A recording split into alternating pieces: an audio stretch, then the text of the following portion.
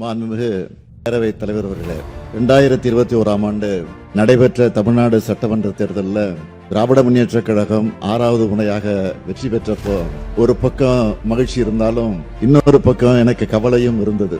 அதை நான் மறைக்க விரும்பல.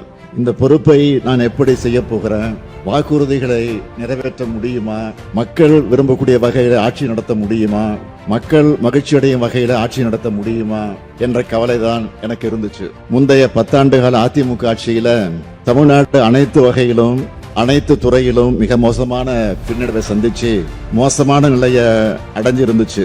அதை சரி செஞ்சாகணும். அடுத்து நமக்கு மேல இருக்கக்கூடிய ஒன்றிய அரசு அது ஒத்துழைக்காத ஒரு ஓரவஞ்சனை அரசாக இருந்தது.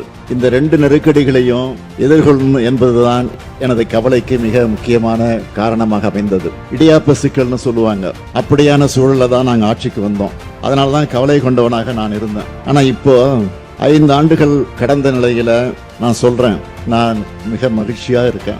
இன்னும் சொன்னா மிக மிக மகிழ்ச்சியா இருக்கிறேன். என்னுடைய மகிழ்ச்சிக்கு காரணம் மக்கள் மகிழ்ச்சியா இருக்காங்க. என்னுடைய இலக்குல நான் வென்று விட்டேன். திராவிட மாடல் அரசின் சாதனைகளால தமிழ்நாடு தலை நிமிர்ந்துடுச்சு.